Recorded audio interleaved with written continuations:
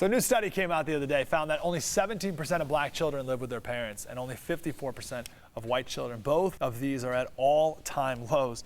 Now, is there any surprise that we also have a record number of Americans on food stamps? It's something like 15% of the country. And also 90% of black children at one point in their childhood are on food stamps. Shouldn't be a surprise at all. The other day I looked up the word provide. So what's the definition of the word provide?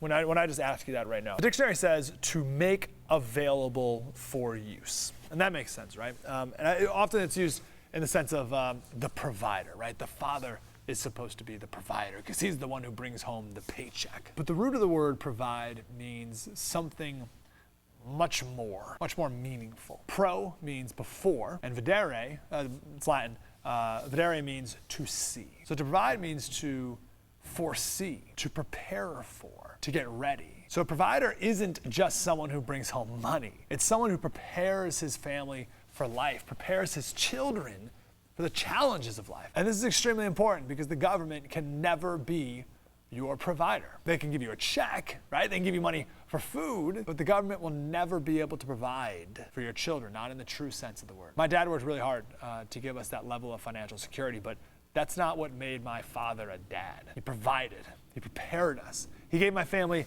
a mission. He fostered my brother and I to have a vision for our life. On our radio show, we talk a lot about family mission statements. In the description below, we have a link to an article on how to make a family mission statement. Click the link, check it out. This is about providing for your family in the truest sense of the word. All right, so now our story that's going to make you smart. Staples says that because of Obamacare, no part-time employees are going to be allowed to work more than 25 hours a week. Now, of course, we said this would happen, but the president very upset. Here's what he had to say. I haven't looked at Staples stock lately or what the compensation of the CEO is, but I suspect that they could well afford to treat their workers favorably. All right, let's focus on that first line behind us right here. The CEO's salary has nothing to do with it. All right, so here's the fact of the day. If we took the compensation from every CEO in the S&P 500, every penny of every CEO's compensation, okay, and if we distributed that to the workers, as defined by the AFL-CIO, then each worker in America would receive a raise of how much, do you think? How much? Right? If the president talking about how employees are being robbed of enough money to feed their families and stuff, right? If you think about it, because of the CEO, okay, if we took all the CEO's money and gave it to the workers, how much more money would the workers have? Try 3 cents per hour.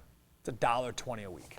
That's going to solve all of our problems? Of course not, so it's meaningless. This is focus on Staples. The CEO makes $10 million a year. There's 83,000 employees, adds up to 5 cents an hour raise. Our president knows that CEO pay has nothing to do with this. He's just trying to distract you from who really caused this problem, and of course fanning the flames of wealth envy at the same time. The old standby. Not to mention, sidebar, it's the CEO who gives these employees, whatever it is, $10 an hour already.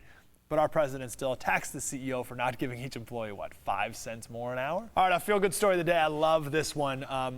Time is the world's most precious resource. We all have the same amount of it. Doesn't matter how much money you have. There's nothing you can do to get more than 24 hours in a day. That's why the most precious gift that you can give is a piece of your time. So there's a teenager in North Carolina. He had a job interview at a Chick-fil-A.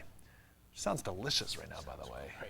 This was his first job, very nervous, and he needed a tie. Walked to a Target near his home and asked 2 employees, Kathy and Dennis, if they had any clip-on ties. And the lady said, well, sure, we have them right over here. What do you need a tie for? And he said, I have a job interview. Wonderful. So why do you need a clip-on? So the 2 employees took Yasir back to where the real ties are and taught him how to tie a tie. Also taught him how to tuck in his shirt properly, how to button his jacket, and taught him maybe the most important thing of all, the power of a firm handshake. And then they worked on him with some tough interview questions that he needed to be ready for. That was last week. The other day, he and his mom went back to Target. First of all, to thank Kathy and Dennis for their time, but also to buy a new tie, because Yasir's on his 3rd interview. But he wants to wear a different tie just in case the same manager is interviewing him again.